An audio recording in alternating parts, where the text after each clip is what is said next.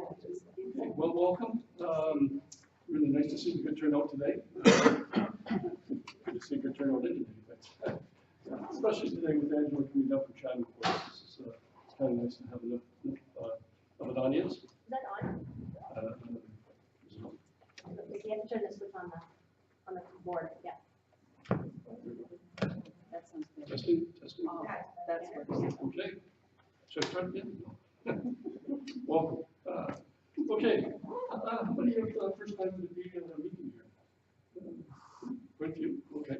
We'll just give a quick overview with some PowerPoint slides of who we are and what kind of events are coming up and that type of thing. So we'll try to make it painless.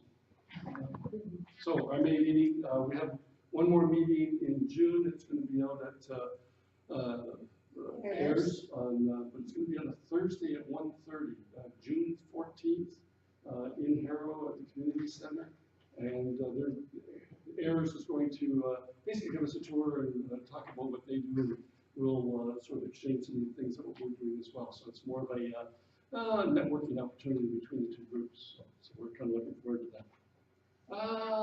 We're taping this just so that those that can't make the meeting can go and look at it. Or if you want to check some notes, you can go online. It's available on our website, on YouTube. There's a link on YouTube at our site, and it'll take it to you. So we're a branch, basically. There's 34 branches in Ontario. We're one of them. Kent branch, where Cindy and Angela are from, is the next closest, and then there's Sarnia, so we're sort of southwestern Ontario, I guess. The OGS, it's a fairly large organization. It could be larger if you're not a member. We welcome you, so we have a good time, I think. So we've been around for 50 years. They're having their annual conference June 1st up in Guelph. If you've never been to a conference, I recommend going even just to the marketplace where you can buy things, books, and usually have some great magnifying glasses that I love for taking pictures of maps and things. So, and at the marketplace, it's free to get in, right. And they have quite a few of the sponsors. So My Heritage, Ancestry, Family Tree Maker is going to be there. In the marketplace, there's something called Fast Tracks. So those are free. You can go into Marketplace. They're a half-an-hour session of these people are going to give little mini presentations. So come on up to Guelph to the Marketplace. Come on in, and you can sit and watch the Fast Track sessions too. Yeah, so it's a good time. Yeah. Are you a guest speaker? Yes. That was there this year. So excellent. What's your topic? Please? I'm talking about cross-border families and good for this area. what's the other one? I always remember one and forget the other. The GPS one? The GPS Yeah. one? How can I use my GPS to prove my lineage? Right. Okay. Very good. So she's already given one talk here. I've given both here. Oh, well, you don't have to go. Just check on YouTube. but no, because the one didn't work out. Oh, okay. I had to delete it because they couldn't hear me. Okay. Oh, I remember. Yeah, that's right. So, okay. Well, worthwhile going then. So, okay. They have a great website. Definitely, they have a members-only section of it, but they have some information. Definitely how to become a member. They have a store there as well, on e-store for purchasing things online. So if you haven't visited that, that's a good place to get started. Facebook group, they've got like 5,000. Dr. Boyer from the university is here today. He and I worked on a project with that. We went through quite a few of the Facebook postings and things like that. So we actually published something someday. But it's another good place to go for information. There's lots of benefits. One of the is Cindy was sort of talking about discounts. You can get discounts for some of the My Heritage. You can get it for $10 to get it's the library edition. It's not the full edition, but it's not bad. I used it for a year, and then I've gone to the library edition this year. So they have webinars on there as well, especially isn't it for the genealogy webinars are on there? Yes. Yeah. So and I think those are free. Right? Yes. So that's another good reason to go, especially after our talk today. Which is it's the boot camps, right? Okay, so I'm jumping ahead, I guess. So that's what's on there. If you're interested in DNA and want more, I think how many hours? It's like 18 hours. Yeah. And it's the top-notch experts that are doing these, and so OGS secured them for their members. So if your 2018 membership, it's free. So, So talking about memberships,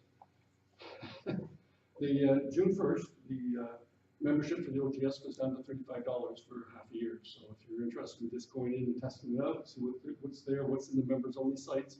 And I think for an extra $12, you get into our branch, or Kent is what, 15? I think it's 15 now. So various branches have an additional $10 to $15, and you get into their members only site as well. Essex has a lot of stuff on there. Linda's not here today, but she's been doing a lot of scanning and posting on the members only site for our local branch. So well worth maybe testing out the $35. Yeah, so I already talked about the My Heritage for $10. So I think it's good if you've not tried it. It's a good test. Our branch, we have our holdings upstairs. If you've not been upstairs, the second floor to the reading room at Local Street, spend a few days in there. There's a lot of local information that's available, and we have a lot of members here that put a lot of hours putting all that together. So it's a labor of love, I guess. So it's a lot of stuff up there. So our branch website is Essex OGS. Indexes, again, Linda has actually been working on the website more than I have for the last couple of years. She's been updating it and posting everything. So we're still working. Where's there he is. We might be roping you in. We may be. I may Or need asking your advice. advice. So, We need advice. we need advice, yes. More than that sometimes. Facebook, we have Facebook as well. We've got over 500 members on there.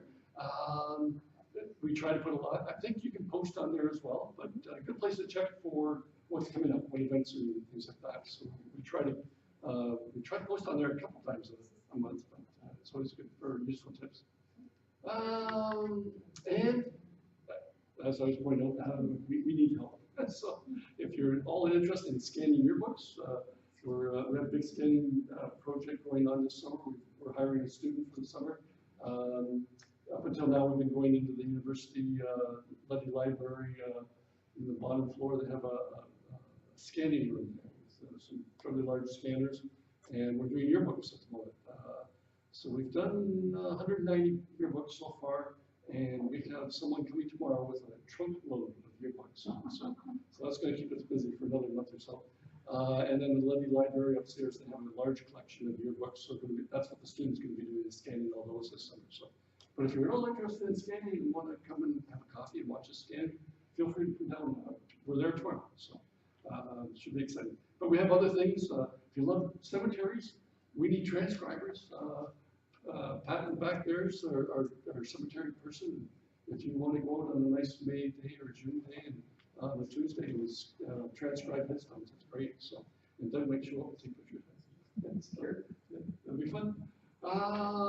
Indexing is going on. That's what Linda's doing up at her cottage, is indexing right now. She's indexing all the newsletters for the last 40 years. So that's what she's doing. What else have we got going on?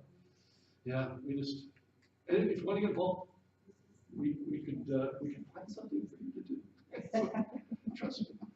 Okay, upcoming events, June 14th, I've already mentioned, so we'll probably try to arrange a carpool on that Thursday, maybe leaving at 12:30 or something from here. So start from the library, or if we have to, we can pick it up. So that's another option. But Milo, we've been down to see Milo talk, and a great speaker. Well worth just going to listen to him. But he's putting together a special presentation for us.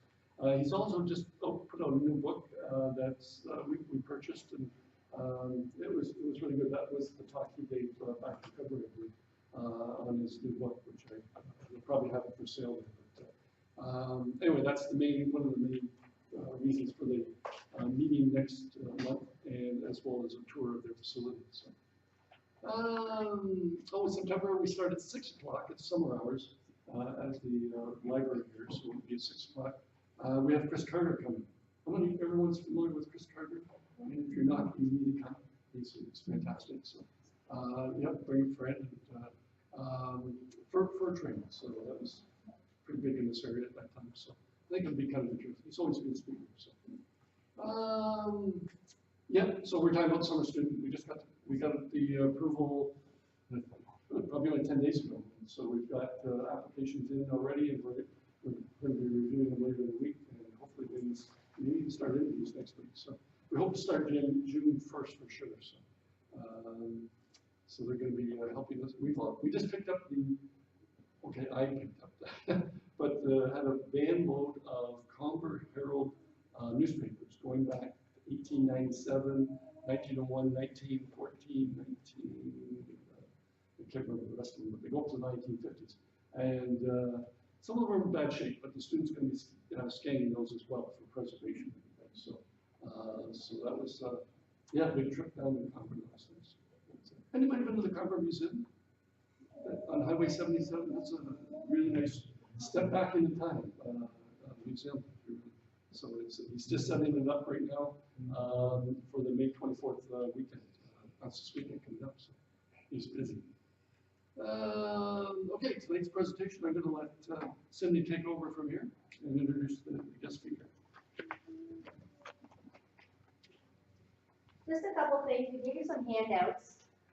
They were from a couple events ago, and a lot of the prices are in the US, so the reason I picked these up was more for the information at the top about the different types, on this one, the different types of DNA tests, not so much, so disregard the pricing on all, because it's US to begin with, and it's probably expired by now, so if you're looking at that and thinking you're gonna get that deal, you're not. It's more just for information for you. Just need to switch over to PowerPoint.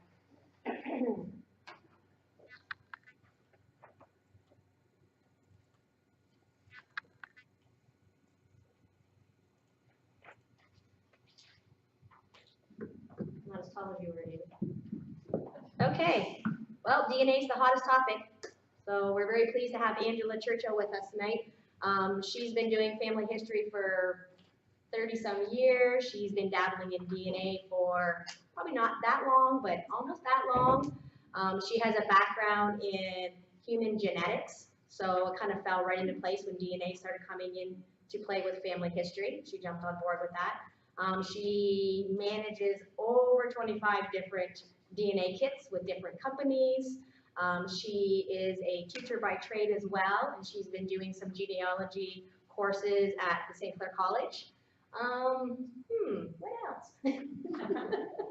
In my mind, she's an expert, but she'll say she's not an expert, but I think she's more advanced than any of us in this room. She also is helping at Kent Branch to run a monthly DNA study group where we just get together and we just talk about what we want to talk about. There's not so much a presentation, but if you have questions, we all get together and we all have a little chit chat. So I think you will be pleasantly pleased with her presentation. So without further ado, Angela, please come on up.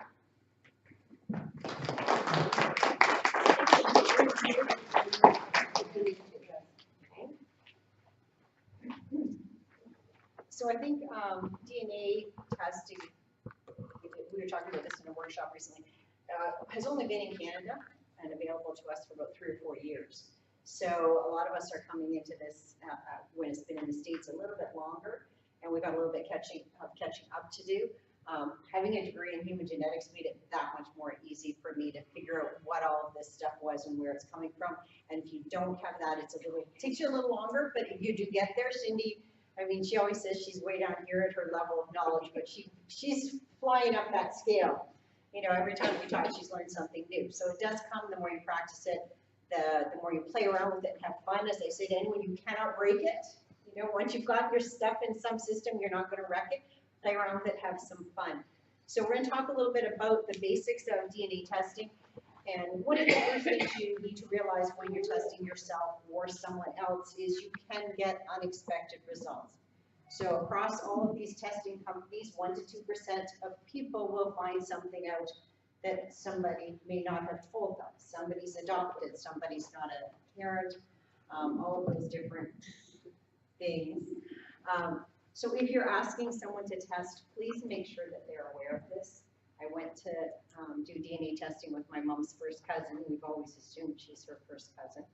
First thing she says is, I think I was adopted. And I'm like, oh, well, I don't, oh, okay, well, let's do this, but oh, I don't, do you want to know? You know, like, you have to have that conversation with someone beforehand, because you don't want to get those results and find out that there was some secret or something that no one knew about, and then you have to make the decision, do I go back to them and tell them? You want to have that conversation up front. She was my mom's first cousin. All the results came back fine.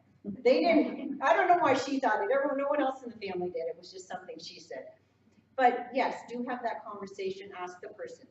And the other thing is, I don't know if anybody follows the news. They've recently been found the Golden Gate serial killer in the States.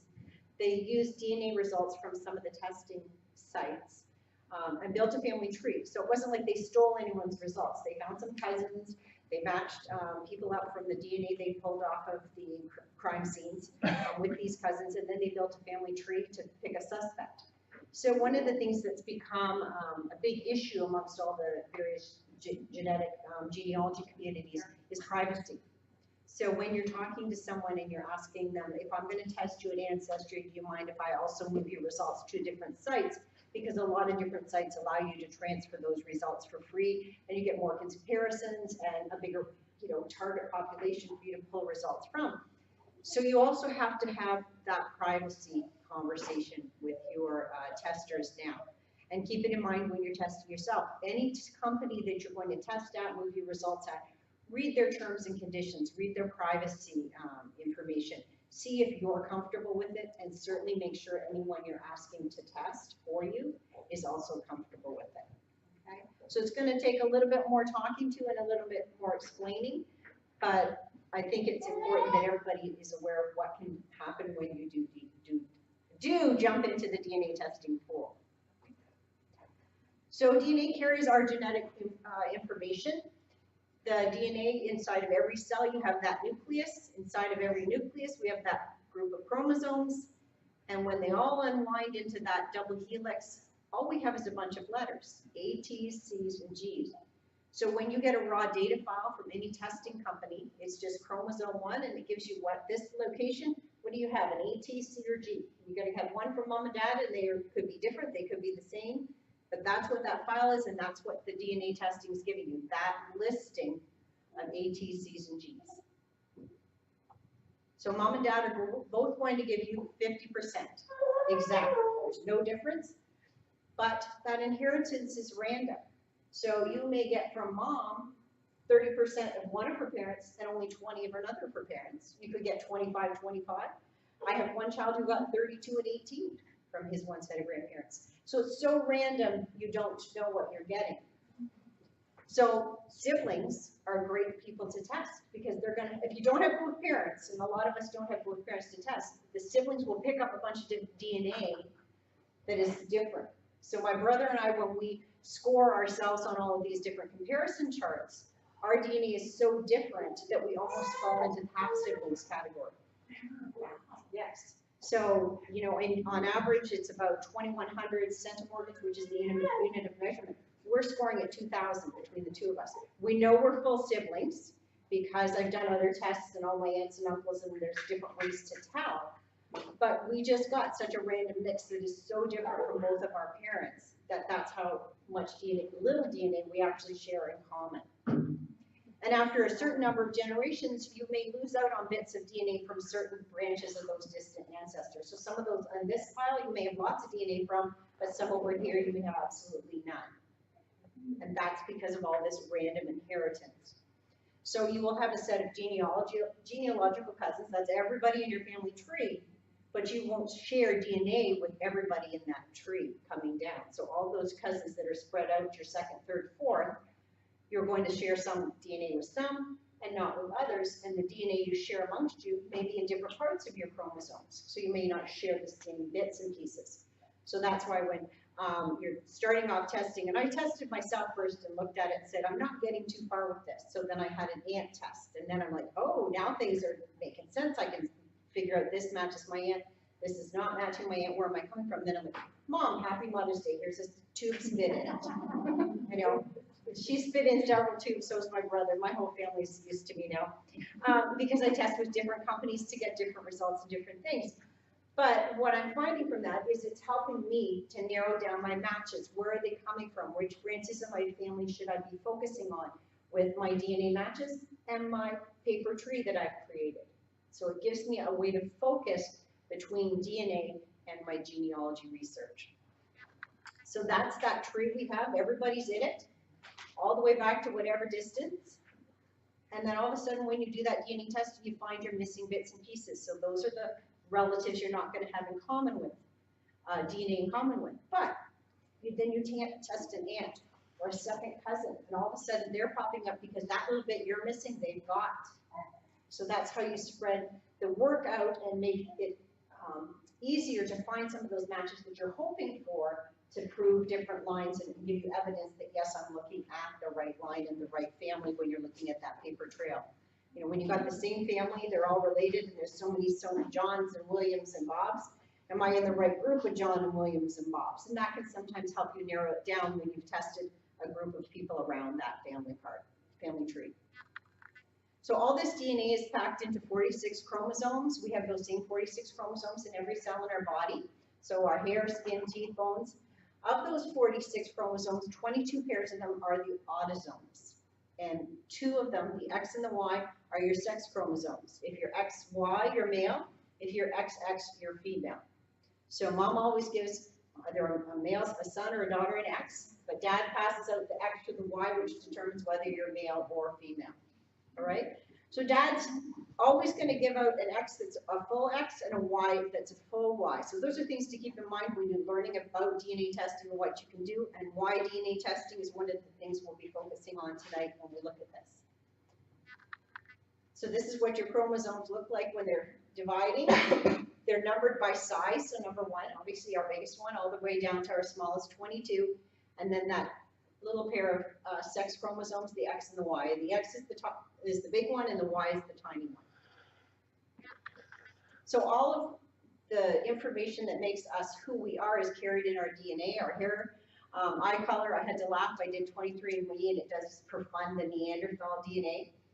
And you can have genes from all different places, and they're all interacting. So that's why when they say, you know, you may find disease predictors in some of these, they may or may not show up. So my Neanderthal trait was that I got the one for straight hair. This is my natural hair. So obviously I got a lot of curly hair genes in there that are sometimes, you know, a little more important in that case.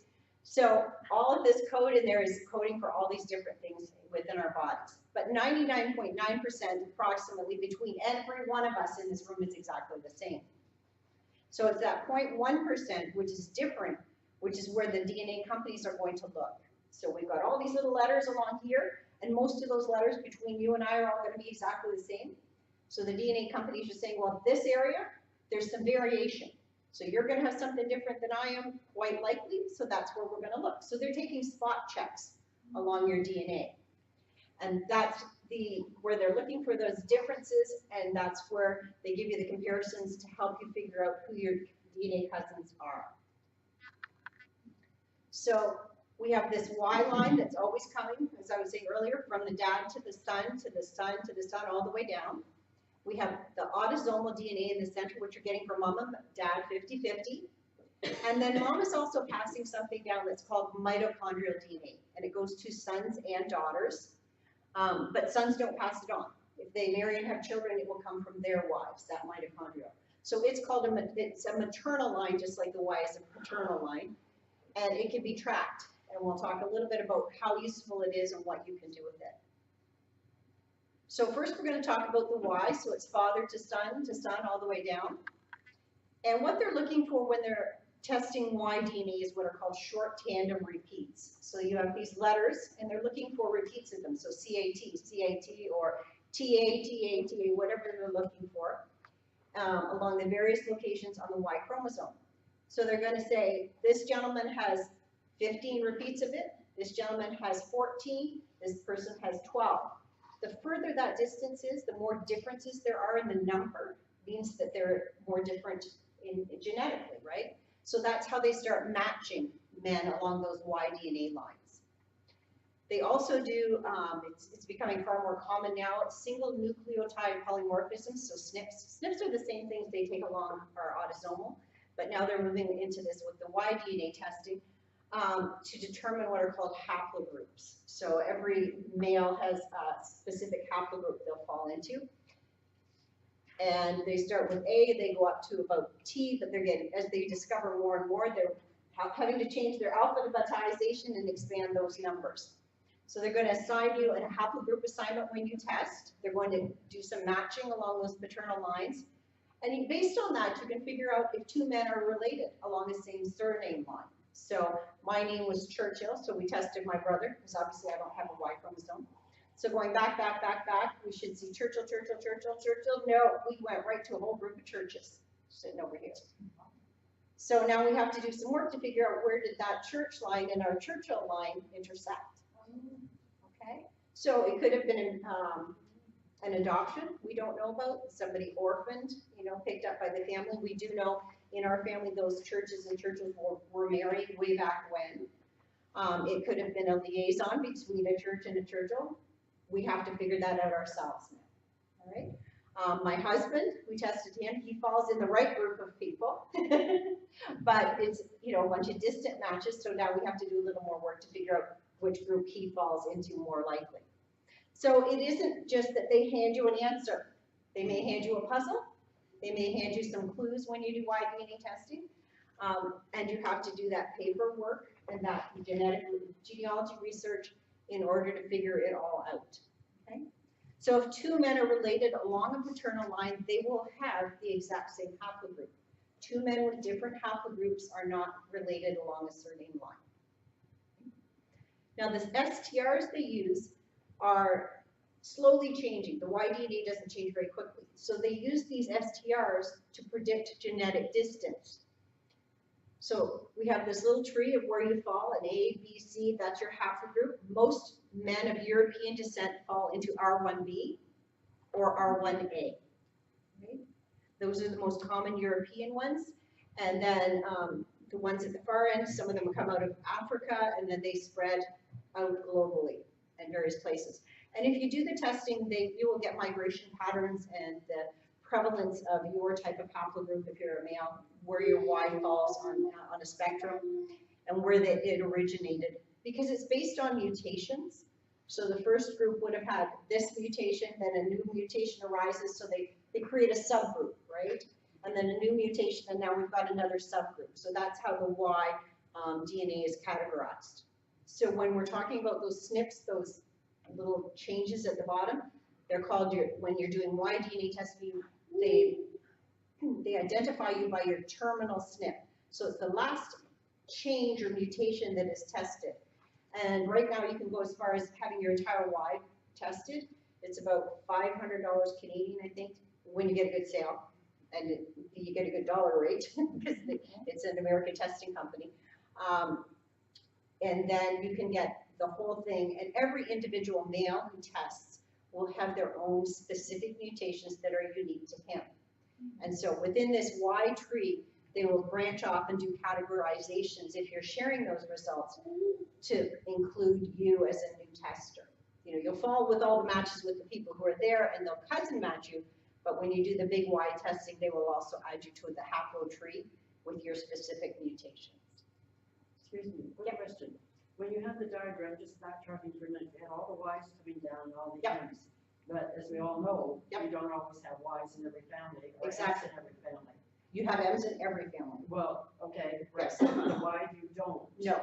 So you have to work from your family tree and go backwards. So if you don't have brothers, you're looking for uncles along that line, or you're going back up to another grandparent. Did he have brothers, and can I go down? And that's when we get into the begging for spit, because it's someone you're unknown to you, they're related to you, but that you've never met them. Could you please test? Because I would like to know where this male line originated from. Yes. I do have brothers, but I was curious, I know Yeah. families that have only daughters. Exactly. So you do have to do up and over, you kind of got to go up and over and then down and start searching around for those other lines to see if you can find, which I'm doing for Churchill's, to try and find where this church popped in. So yes, you do have to go over and over and over. Thank you. Yeah. So when you've done this wide testing and we've got those CATs, those single tandem repeats, the STRs, the company's going to give you an estimation chart that says, all right, if you are a zero distance, which very few will be a zero distance, that means you're almost identical. Like you are identical to the person in those STRs that you've tested. And they start at 12, which is kind of a minimum. 25, they will give you cousin testing for. This is family tree DNA. 37, 67, and 111, and then you jump into the big Y. Okay? So the cost, you have to have a family finder kit, which is an autosomal kit with this company, in order to purchase the 12 and the 25. Otherwise, you have to jump in at the 37 level. Right? And 37 is a good basic level for most people to start. I started my husband there, my uncle there, my brother there, because we already knew there was something possibly out of alignment from the church in the Churchill, because I'd done some predictors before. I jumped right into 67. Cost-wise, I think it was about 250 Canadian with the sales for the 67, and about 150 for the 37. So, and there's always sales. You don't ever have to pay full price for DNA testing. There's Mother's Day, there's Father's Day, there's Veterans Day, there's Christmas, there's Boxing Day. Literally anything we celebrate, there's a DNA sale for it. Okay? So it's frugal genealogy, people. We gotta save, especially when you end up being a crazy person like me and test everybody and repeatedly and in different sites. But I know you're just as crazy too. So. For Dodge's sake. So they're going to say, all right, you have a zero distance. That means you're closely related in in genealogical time. So within 100 years or 200 years. And they're going to give you those estimates based on where do you match and how do you match. So some parts of your DNA in the Y DNA mutate more quickly and some are more slow. So if you match on a very slow mutation area, and you match on a very high mutation area, then they're going to say, yes, you're more closely matched, right? But if you're, so they break it down. They're looking at all that stuff in the background that you don't have to know about, and then they give you an estimate when you DNA test. And then you click on a little button, and it gives you what's called a tip report, and they tell you, this is my brother's with his closest match. So we figure about 6 to 8 generations, maybe 10, but we don't think so based on where we know our families came from. This is his closest Y DNA match, another Churchill, and then, they're one excuse me, a genetic distance of 1. All the other Churchills in the churches in the Churchill group are out at 3 and 4. So we have to go much further back in time once you hit 3 and 4. So they give you these little estimates to help you look at your paper trail to figure out where I should be looking. How many generations back am I going to look for that shared common ancestor, that shared father who had these sons that all broke off down into all these great grandchildren. So any questions about Y DNA testing? So we're going to talk about mitochondrial, and that goes from mothers to their sons and their daughters. And the mitochondrial DNA is found outside of the cell nucleus. It's found in these little organisms called the mitochondria, and they're circular DNA. And mitochondrial DNA changes very, very, very slowly.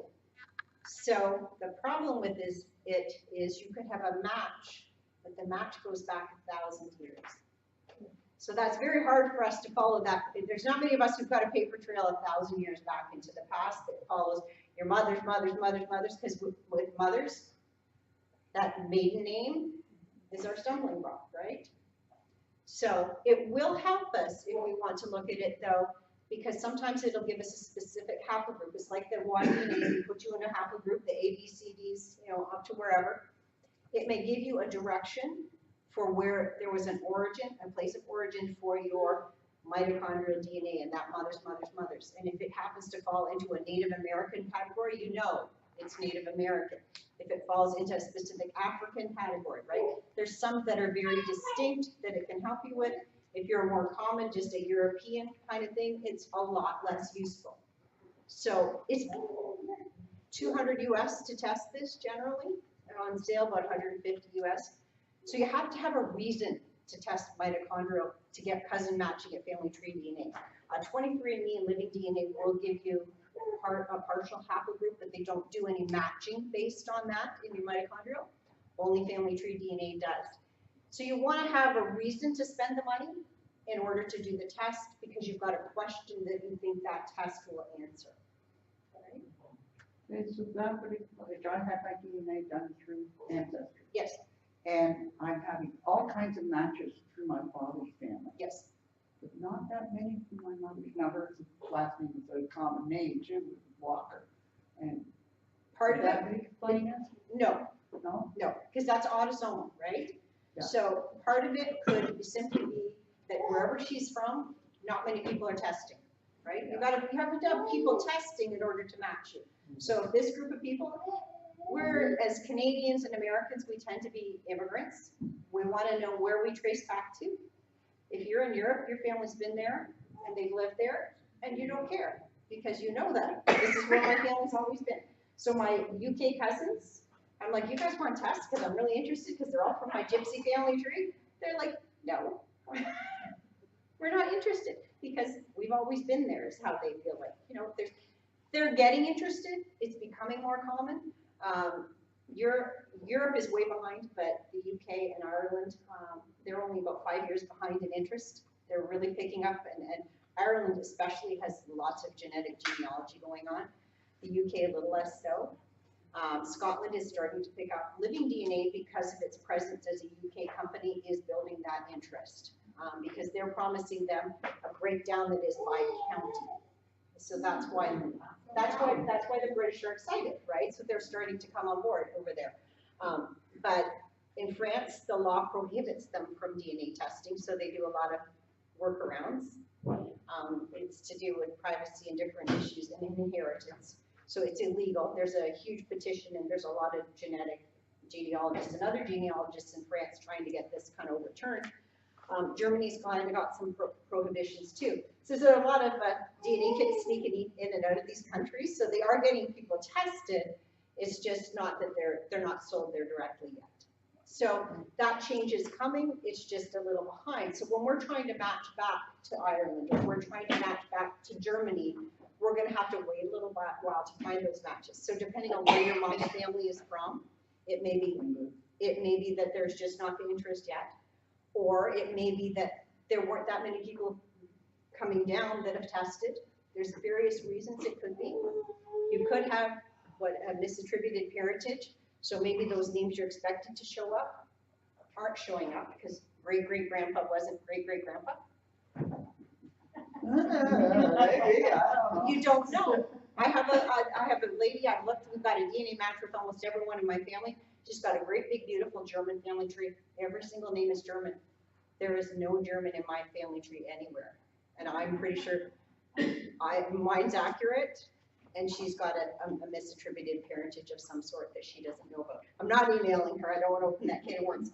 She'll figure it out because she's gonna look at my tree and I have an extensive tree and I don't have anyone, I know, American, Canadian, Britain, whatever, and there's not anything that's really standing out as a misattributed parentage that I can see. So I think she has a little glitch and you may have a little glitch. I mean, we all have to be aware of it and looking for it. If you start, you know, sometimes you'll see that there's just nothing in one particular branch and that might be the clue for you. You know, and it may just getting no matches. I mean, No. a couple of it. Or you just haven't filled out the right parts of the tree you don't Yeah, know. that's possible. Yeah. too. There's a lot of different factors. So this probably wouldn't do me any good going and get mitochondrial. No, unless you know, if your mother's, you know, mine goes back to Holland, is where we think. Myself. Yeah, so we knew kind of going in, when I had done estimates through you can do estimations based on your autosomal depending on what comes up through your ancestry test. but not all you can do an estimation from. So then I did 23andMe and it gave me a U5 to B2 or whatever it was, which was what I was expecting to find. But it's a common European one, right? So it's really not telling me much more than it was European. So if you're thinking you're just European, it's not necessarily going to give you much. Yeah. How did they match it? Initially they took that whole circle and they sequenced it, one person's mitochondria, and then based on that one, how do you differ from that one reference population? Okay. So everybody, they have two sections of the mitochondrial hypovariable region 1 and 2. That's the portions where they test, looking for those changes like we saw when we're looking at autosomal, where they're spot checking for the big change areas. And then they compare you to that reference population and assign you the haplogroup. Then they compare you where you assigned to where someone else is assigned, and that's how they do the kind of cousin matching along those mitochondrial lines. But as I said, when you can be looking at 10,000 years in the past, some of them, cousin matching up to 550, even at a 0 genetic distance. That means you've got absolutely everything's in common. You're looking at 550 years. We're all going to get pretty stumped unless you got some awesome family tree built somewhere for you, all right? But if you're looking for something specific, say native ancestry, then that can be the one thing that'll actually give you an answer.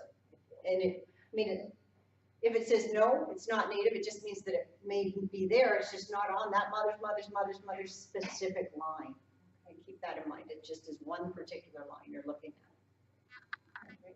So everything in the middle from mom and dad is that autosomal DNA, 50-50, but keep in mind, grandparents, you're not going to get in a mix from them and a mix from the other grandparents and further back. So where can you test your autosomal DNA? Ancestry, 23andMe, family tree DNA, MyHeritage, Living DNA is the UK oriented, and right now they are providing matching. Okay, they're giving you, if you're a male, they're giving you your Y and your mitochondrial, and they're giving you a breakdown of where you're from specific counties within the UK, but they're not saying you're related to this person or this person. They keep promising it soon, it just hasn't come. We'll talk a little bit about where you can take your DNA and move it for free. And GEDmatch. GEDmatch is the site where you can take it from all these companies and move it into, and it's also where they went and started looking for their Golden Gate serial killer. So if you have concerns about people looking at your DNA there, don't put it there. It is a great site. If I tested at Ancestry, my cousin tested at 23andMe, we can both move into GEDmatch and we can compare, right? We don't have to pay the extra big bucks to test at another company, both of us. So it provides you with that, plus it has a bunch of different tools that other companies, Ancestry doesn't offer, and some of the others. So there's advantages and disadvantages to everything. So you have to figure out where you want to be testing, what you want from your results, and where your results should be to solve the problems and mysteries in all of our family trees. So these are the estimations given by the companies of how they're going to pick up those cousins for you. So second cousins, everybody's going to find. Third cousins, all of a sudden we're starting to fall off from 100% finding our third cousins, because we're going to have those odd third cousins where we don't share any DNA with, right? So we're dropping down 90%. So 10% of the time you will not have DNA in common with the third cousin, all right? You will have DNA from the same ancestor, just not at the same place to match you up, okay? When you hit 4 cousins, all of a sudden you're hitting in some companies down to 50%, 50-50 chance you're going to match them. 5th, you're getting much worse, and 6th, you're getting even worse, right? Ancestry says they're doing a better job of it. It's based on what algorithms they use and the ways they match you that they think they're doing better. But keep in mind, some of those very distant and remote matches are false matches, right?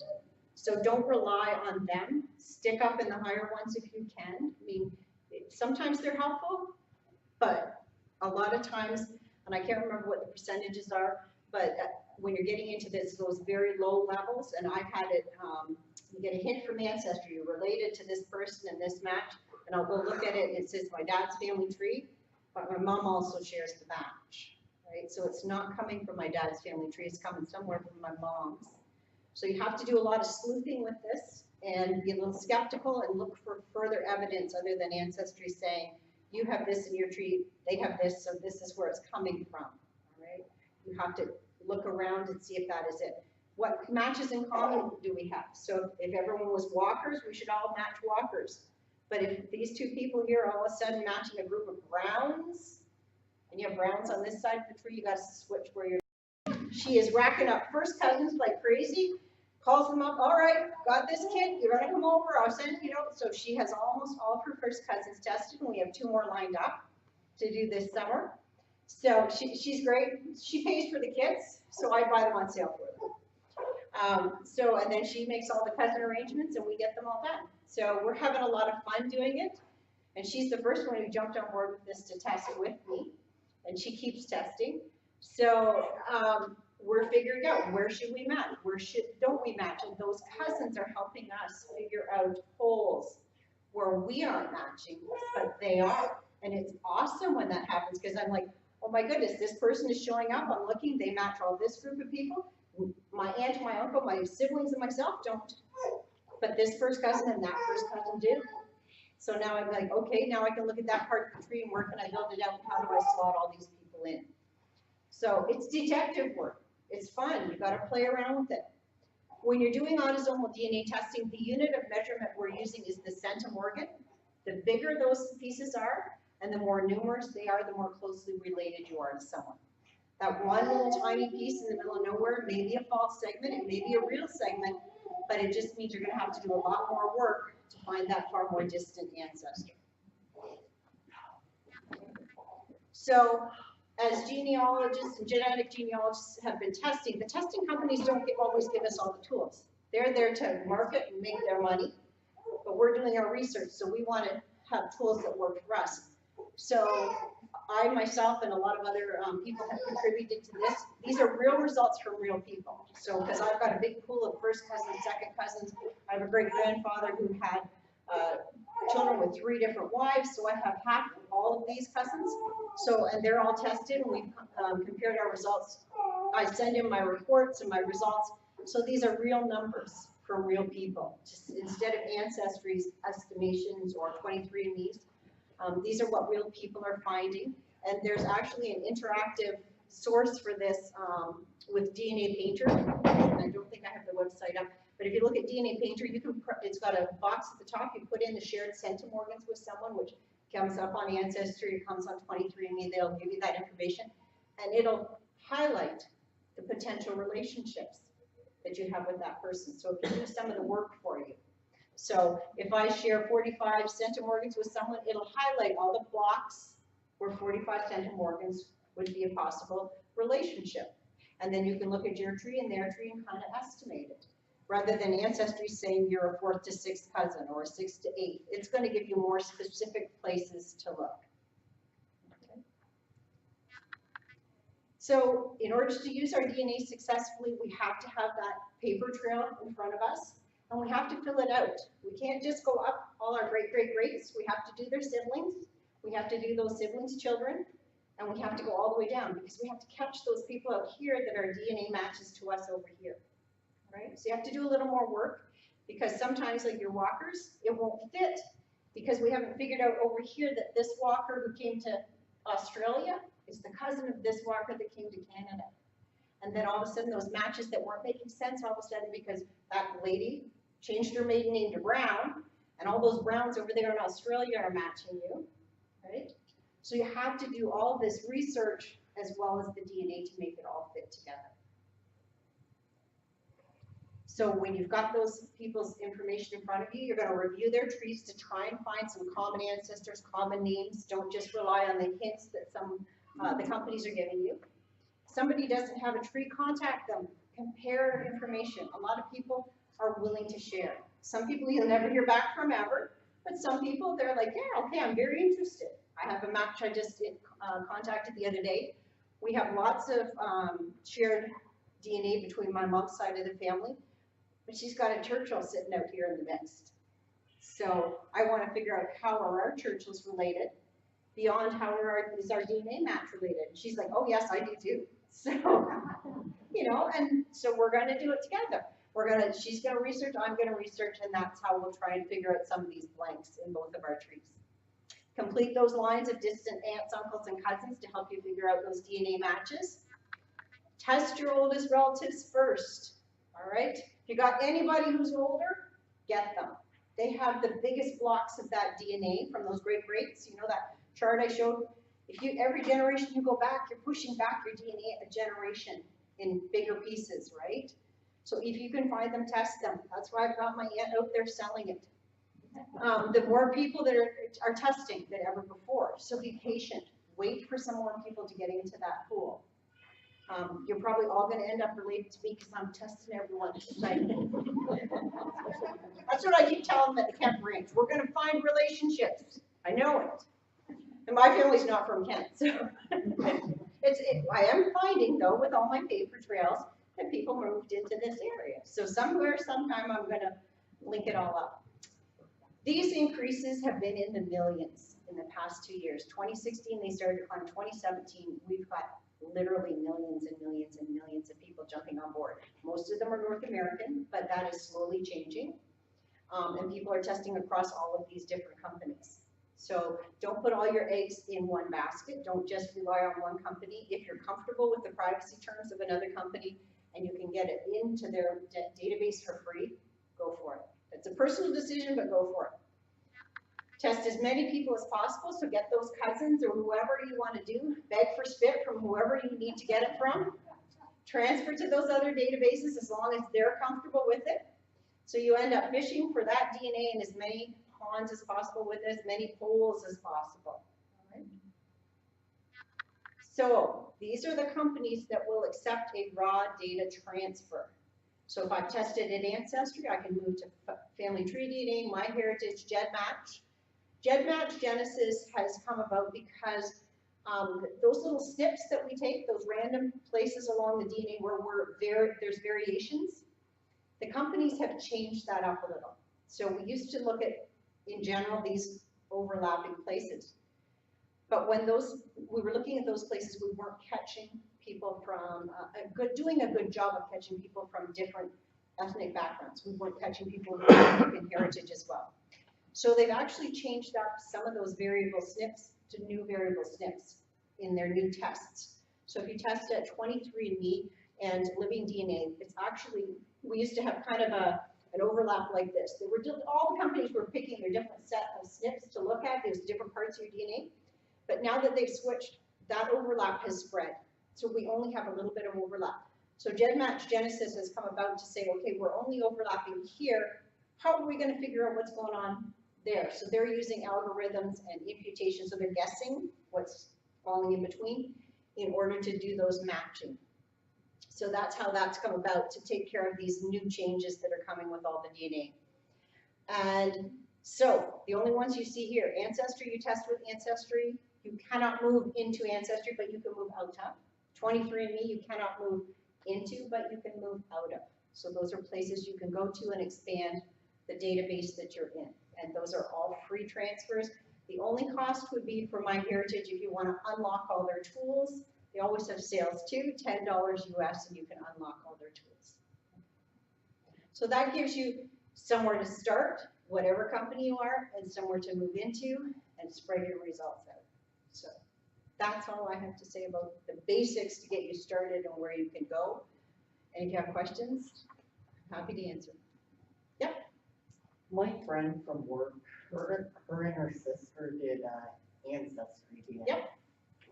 She said that they have different relatives, Yes.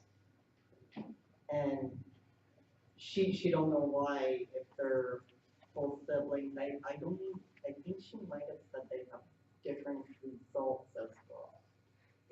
Okay, the ethnicity matches are going to be very different from each person because, and across companies, every company has a reference population. So they look for someone who's lived in a specific area and their family there for generations, and that becomes my UK population.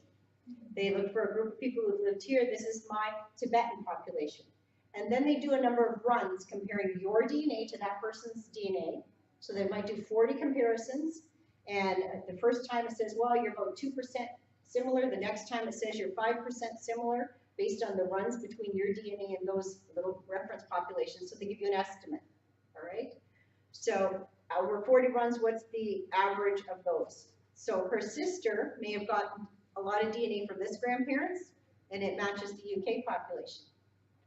But she may have got a little more from the Tibetan group, right? If she had Tibet. So she matches that a little closer. So you see how their estimates are going to vary based on where that reference population is and those runs and what the average came out to be between the two.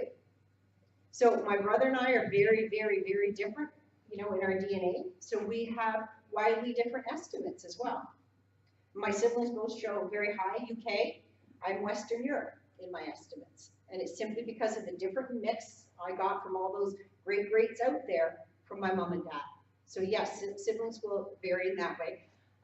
Also, I got different DNA from mom and dad, so it means I have different cousin subsets from mom and dad. So yeah, I'll match this cousin, and my brother won't match them at all, my sister won't, but my uncle will. So my uncle and I have that bit of DNA in common with them, or some DNA. It doesn't mean it's, Ancestry won't show you, you have to be on MyHeritage or something with a chromosome browser to see if it's the exact same piece. My brother will have a match over here, and my sister and I won't. You know, so we're all picking up different bits and pieces because we got different pieces from those greats out there. So that is totally. She was just wondering, she's Yeah. like thinking, okay, is mommy and daddy not telling us? Exactly. and that, you know, if I hadn't known what I knew with my brothers and my results and all the estimators, you know, if I had just thrown it in there and they said we were half siblings, I'd have been, ooh, I better have a conversation with mom. But no, it's just a little bit of knowledge, look into what it's showing, because you should have some shared common ones. You know, they're going to be the closer ones that everybody's going to have. Their second cousins, you're going to share DNA with them, and they're going to both share them. Yep. Identical twins should match. No. They, not with the ethnicity estimates, they don't, because remember, we're running 40 runs, right? So in that 40 runs, they're not, it's like rolling dice, right? So even the ethnicity estimates, even between identical twins, will not always come out the same. But their cousin matching should be the same. But keep in mind, those SNPs we're talking about, sometimes they get what are called miscalls. So they can't get a read. So they may throw in something that's inaccurate. So there's statistics on all of that and what they are. So there may be occasions where identical twins will have a miscall and that it may be off, but it's not going to mean they're not the same with second cousins. They're always going to be the same, right? Subsets. They do find identical twins. They will show up as parents of the other child, their children. Yes, so it does work that way. So this, because they have an exact set of things. So if they each have a child within this system, they'll show up as the parent to that child, both of them, if they're identical. Yeah. So, but the ethnicity. My husband is an identical twin, so I'm So- not doing on this. If they have children, Right. those children can show up as parents to the opposite twin, right? Parent-child relationship, because they share 50-50, right? They should match on half their DNA, right? The half they got from the parent. Some of them will, yeah. Yeah. I mean, if you test, it should work. I mean, each company has different SNPs, right? So if you were comparing this from this, it's going to be a little different. It may not estimate it fully, but if both are in Ancestry, it should be a little closer to being, you know, following it. That I haven't gotten the identical twins to test, but that's what the results show from people who've reported it. So yeah. So does that answer your question? Why she'd have? Yeah. Yep. Okay. Yep. So actually, I have two somewhat related questions. The first one is, as someone who knows nothing about genealogy, Yep. nor have I ever engaged in any exploration like Yep. that, my first question is, you presented numerous companies, and Yep. they're fairly well publicized. Yep. What company do I go to? How do I know which one to select, where to go? Do you have any recommendations with regard to that for an absolute newbie like me? Or what would be your thoughts regarding that? What's your purpose in finding, what do you want to look for? I guess would be, what are you looking for? If you haven't And done my that, answer is that I don't know. you don't know. Yeah. Then, if we're gonna be a frugal genealogist or a Yeah. frugal spender, we're gonna test it Ancestry first, because it's, the best sales. And then you're gonna transfer to free to all of these sites. And if any, I don't know if any of you guys are DNA junkies like I am, 23andMe allowed on DNA Day. You gotta watch for these cool things. DNA Day, you could transfer from Ancestry to 23andMe for free. And they give you 4 little things, like 4 little personality trait things and stuff. But the good part of that, and they'll have it again. It was so hugely popular, we could barely get into the website. But the good side of that was now all of my relatives, I sat and downloaded 20-something kits into 23andMe like crazy. So you can get into these things for free and for fun, but now they let you do matching and comparisons that you couldn't do before. So I can pull my brothers and sisters' results out and compare with, my mom and I are currently tested there because I was doing this in the meantime, but now we can pull stuff out. So you've got to always be watching for get on some of the Facebook, genetic genealogy, tips and techniques, ISOG, which is International Society of Genetic Genealogists. These are like instantaneous. Anytime there's a sale, promotion, or anything, everyone's talking about it, right? So, I mean, we all crash all the servers because we all go running to do the stuff that if there's anything cool coming up. But started Ancestry because it's the biggest database, right? It's 10 to 12 million now, and it's growing. It's crazy. 23andMe isn't too far behind. If you want the health reports, start with 23andMe, all right? But it is still 5 to 7 million. They're a little smaller and behind. But then if you're trying to get into genealogy and find matching and cousins, you go from Ancestry for free to 4 other databases. So all of a sudden you've got 5 databases you're testing from. Okay, now, I've had my ancestry down to Ancestry and DNA, and I was thinking of going to 23andMe. Yes. Was one I was thinking about to have it done. Yes, But now, I can download, your raw data. So you go Ancestry settings, down on the sideboard, like DNA, and then settings, download raw data. You're gonna pull it into your laptop as a download file. You're gonna go to this site and say upload raw data. You're gonna highlight that and pull it into their system. They're gonna give you all the matches and their ethnicity estimates, most of it. okay, so I wouldn't have to do the 23andMe.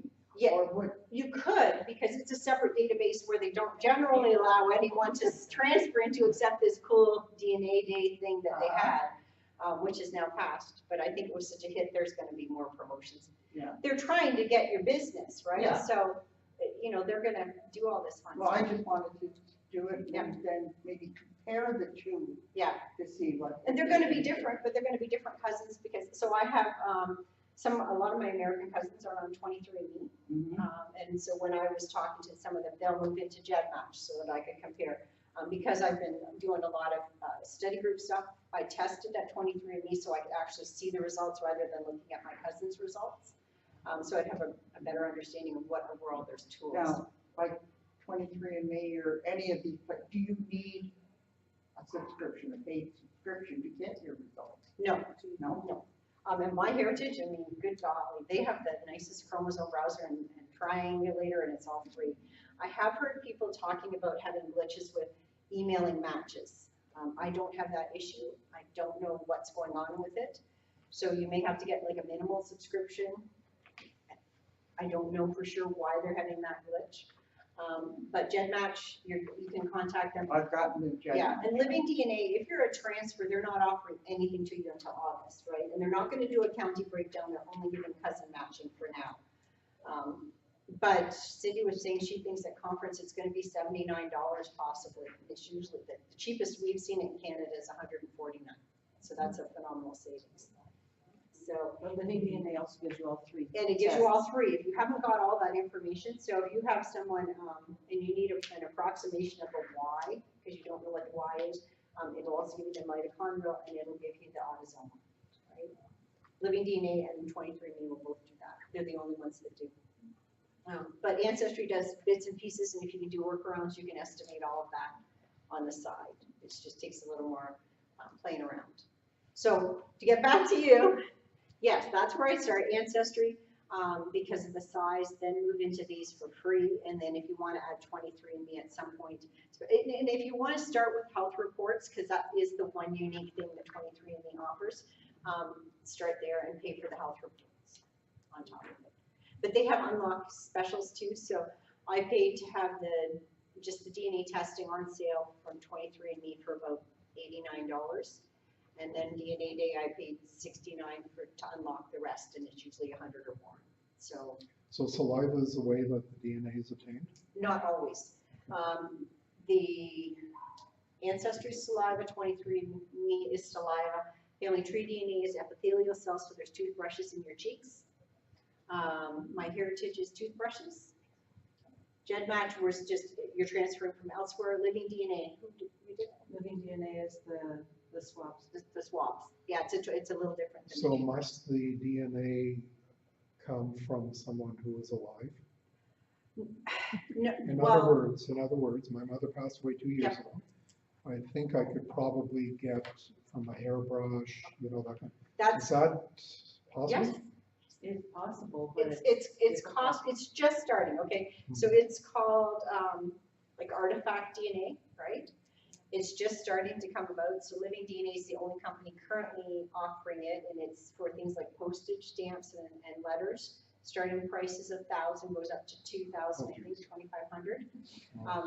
But it's only just starting now. They figure within 5 to 10 years it will be reasonably priced. Like these DNA tests 10 years ago were $300-400. We're paying $69, $70 for these kits now. So the price point is really declining. So yes, I have a whole collection of DNA artifacts. My great uncle's hearing aids were emailed to me, they're full of earwax. I have my grandmother's watch, one of those bendy flexi ones, full of skin cells. I have, my dad was blind, so he had books on tape. I have his earbuds with what earwax in them. I collect all of that stuff because at some point the price point's going to drop down enough that I can ship all that stuff away. And I might not just get their DNA, I might get somebody else's, which, I mean, that's just as exciting for me. I don't know who they belong to. Exactly, so yes, the technology is there, but the cost is prohibitive, right? In the States, at least I've heard of people who've had tumor cells and stuff that people have on somewhere, and they'll pay a couple $1,000s to have them tested. So yeah, it's worth hanging on to. Keep them in a paper bag, clean paper bag, not in plastic. Plastic is, moisture gets in there, so clean paper bag. Label it and tuck it away somewhere where there's not a high humidity, temperature. Don't put it in your attic, don't put it in your basement, somewhere, a nice cupboard on your first floor kind of thing where the temperature is a little more constant. And yeah, save it. Outside the way the weather. So yeah, the price point will drop and it'll be reasonable to do. So, and the black box of DNA is behind your ear, so if you know where those relatives are buried, you need their skulls. Okay? That's where the best DNA extractions come from archaeological DNA. Your ashes, no. The ash, no, yes. The cremation destroys the DNA. That's one thing you cannot use as ashes. Yeah. But take my DNA before. If you go on to, I've done my ancestry. Yep. And it comes out, I only have 2 or 3 real close, and then it gets into the 3rd, 4th. Yep. But I've got 300. Yes. How do I decide, okay, this person looks like the closer match than that person? How would I Ancestry ranks them. find those? They're already ranked by ancestry. So the top of your 4th cousin is your closest, then And it's a that's little it? less, a little, yes. You know the little, do you know how to look for the centimorgans on ancestry? It's a little eye in a I circle. think I have, yeah. Okay, so when you look at that cousin match, you have to have them on the top of the screen. You press the little eye in a circle, you click on it, it gives you those centimorgans. Okay. So each one you're going So down the on that biggest list, one, they're already sorted out. okay. Okay, and that helps you. Because And some then of them- you find one, you identify one cousin. Yeah. And this is 3rd or 4th. You've worked out a family tree with them. They fit. The cousins that you matched together fit, right?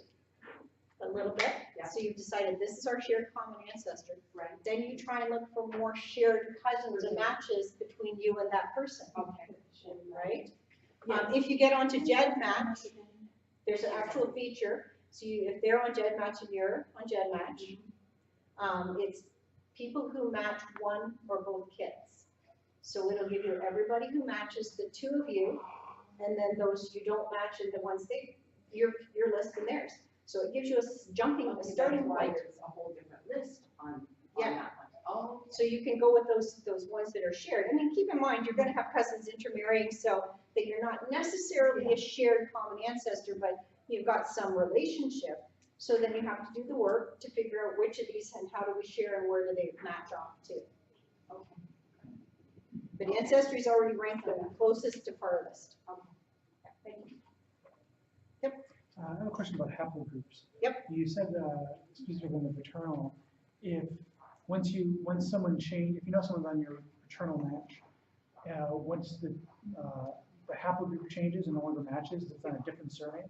Yes. Is that same apply with the maternal? Yeah, if you're into different haplogroups, you can't be the same mother's for Okay, sure. so like the same maternal going all the way back. Yes, Okay. yeah, that's what they're matching you along. Okay. It's your mom's all the way back, yeah. Okay. You're gonna have lots of different moms and lots of different Yeah. dads. Yeah. So it's a very, very specific line that you're looking up along one side of the tree and one side. You know, anything in between you can't catch with any of those kind of tests. Right. It's only an autosomal. And that's only, once you're hitting that 6th generation and closer. So if I came from 3 girls, there's no boys on our side, and I'm having a hard time looking onto my father's side. If I got a male cousin to his brother, like my father's brother's son, that would still give me that line. Exactly, that would give you that line. Okay. Keep in mind that sometimes you get that little sideways, because his line might not go where you expect it to, depending on what happened somewhere in the past, right? So like, I've had that on 2 of the 3 I've done so far. So my mom's line is man, land. I don't know why I keep getting silly names, man, land, Churchill, just to make my life harder. But yeah, my husband, he's Baird, so he goes right into a group of Beards, Bards, and then they're just very spelling variations, right? So he does hit a line. We just can't find a common ancestor for them because we're going so far back and finding people with similar trees. Kind of following up with that, to identify the surname with the haplogroup. Yep. Are you doing that just within your tree or sort of index? No. Like where are you, like, When you test, they're gonna say these are your closest matches. Yeah. And I'm self-reporting who that father's. So are they. okay, So they're saying in my line, the farthest male of the fathers is this person and this surname. okay, The next person that you match has also done the same thing. So like my uncle Romans, but those lands, there's various lands in one area of the UK, and their original ancestor is various generations off. So some are 1600, some are 1700. So I know it's obviously a pool of people from that area.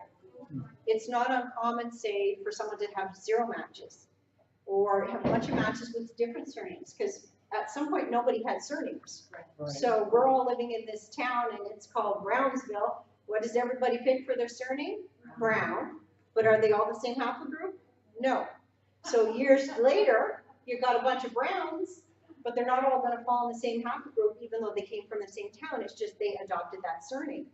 But this guy who's the brother picked Brown, and this guy lived closer to Greensville, so he picked Green. So they're actually in the same haplogroup, same family, but they got different surnames, right?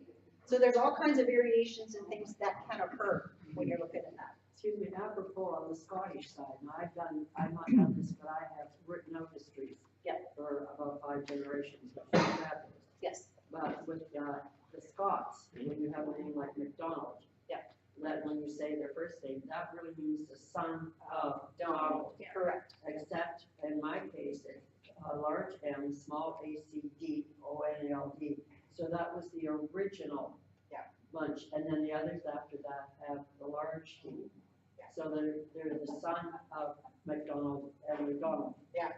You know, so I So- know that happens on the Scottish side. Right. How do you know that happens on the Irish? I don't know. I know the I'm not Scottish sure. is my Like I grandfather. have Welsh and they flipped the last and the first names. Scandinavians did the same. Yeah. So the further you're getting back, the trickier it gets. You have to know the naming pattern of the particular country your family came from in that case, right? That's So, why I bring that up with the yeah. Scots. I know that. yeah, so it's, there's all kinds of complications. You always have to know where you're looking and what you're looking for to come up with an expert. That's why the paper, knowing a little bit about genealogy helps you when you're doing this kind of thing. Yes. So don't, do a little bit of research. If you find you're falling in a group, why might I be falling in the group other than, mom had an affair with somebody, right? It could be any other number of reasons. Well, you think of how often children were orphaned and then adopted, and there wasn't a paper trail. So it wasn't that there was anything hinky. And then you get the blended families where somebody's wife died and somebody's husband died, and they put them all together under one surname, but they're not all the same children of the same families. I have both of those in my family. Exactly. And so and that's why when you're looking at these lines that are mitochondrial and Y, that's where sometimes they shoot off in unexpected directions. And it's not anything weird or hinky, it's just whatever was going on in that particular family that you may or may not know about, depending on how distant in the past it was.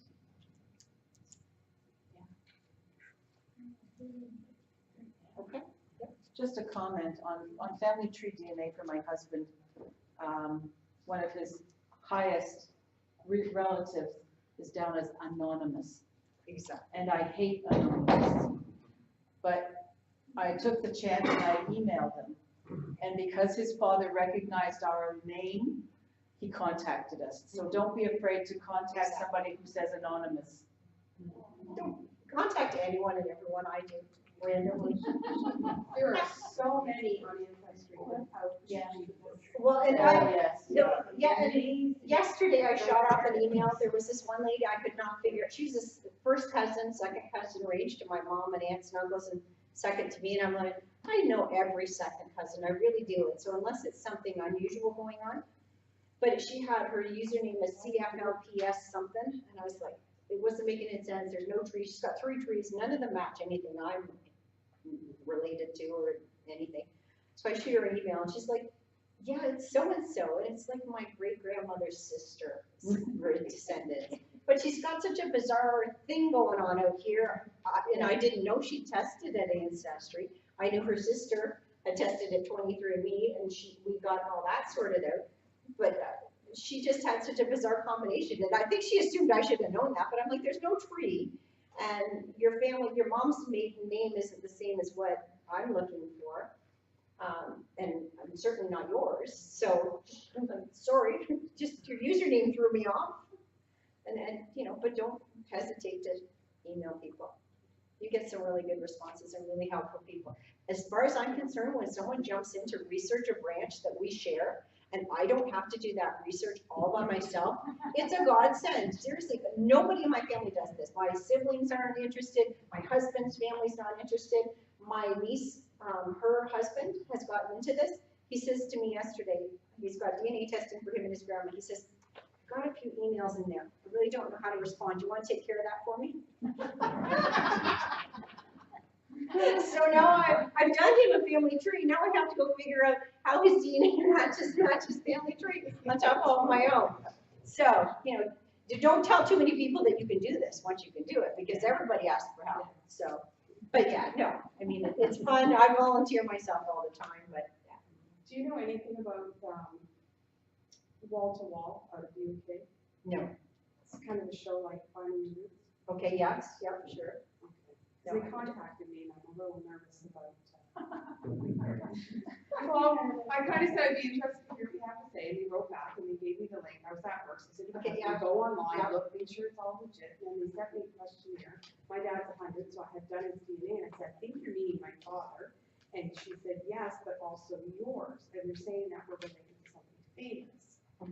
So I'm waiting for another response after I but I'm kind of like, is this legit? Like, you know what I mean? There's so many scams. Yeah, no, it is. So I was gonna just kind of ask tonight, has anybody ever heard of this? And I have, heard yes, of our yes, I've heard of that, yeah. And I mean, I have gone back to, you know, I know, like, the only famous people I know is his two grandfathers, his mother's father and his father's fathers were mayors. Yeah. And then there was an actor, I don't know anything, any other famous Richard people. II. Maybe, who knows? But absolutely obscure You know, branches of your family can be related. I got an email years ago, this is before DNA testing, from a gentleman. He says, he's a lazy genealogist. Once we've got talking, that's what he said. But he says, my sister-in-law says I should email you. He said, she wanted me to tell you that your Emma Willem's brother, John Willem, married a Louise something. And they had a daughter, Louise Willem. Louise married John French. Her daughter Louise married, and I can't remember the first name, Mr. Harrison, that's how he said it, Mr. Harrison. And their son had some measure of success in a 4-piece rhythm and blues band. That's how he emailed me. Oh my God, George Harrison is my dad's, George Harrison was my dad's third cousin. Right? Wow. So, and that's an absolutely obscure, out of nowhere, little tiny family in the UK. Right?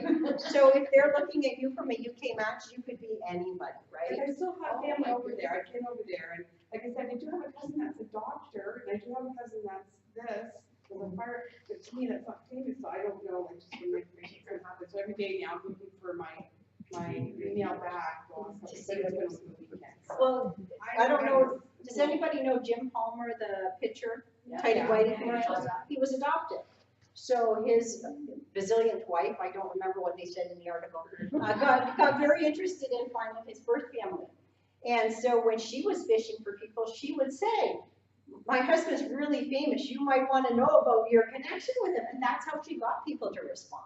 So, you know, it's quite possible, because Well, maybe I'll get a trick. you might get anything. It's, you know, don't Now I'm like, if I talk to my cousin, I need to tell them this, because I don't want them to like. Well, my grandmother, I mean, when I told her that whatever, you know, George Harrison was from her family, she was pretty excited.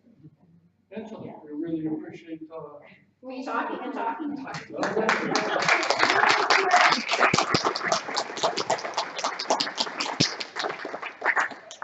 can probably say this, that you've thrown a lot of information to us, but all of this is on tape, so, what Cindy's doing, and she's gonna be uploading it, and so if you wanna go back and review any particular sections, you know, which one did she recommend, 23B?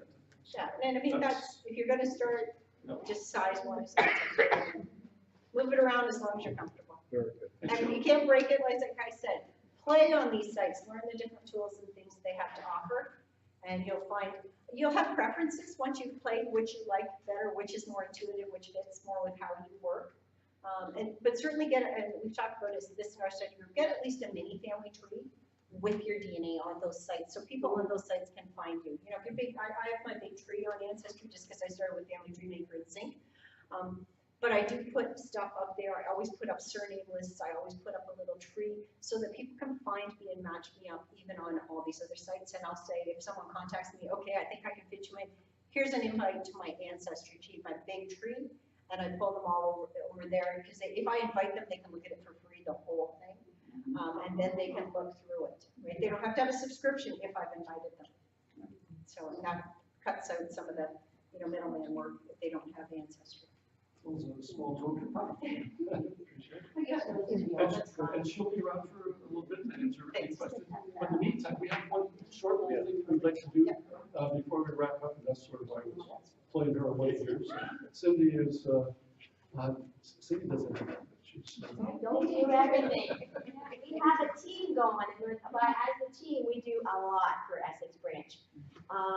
And one person on that team who's been around for at least 5 years is Michelle Watson. So every year, the Ontario Volunteer Service Awards of Ontario, they reach out to everybody across Ontario, and if you're in a group and you have volunteers, you can submit names to have your people recognized.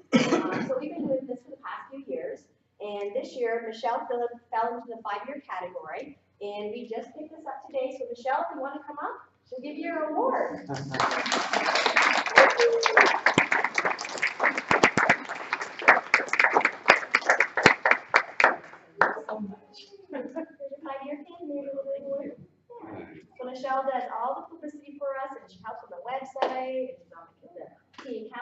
people. So thank you so much for all Yes, thank you.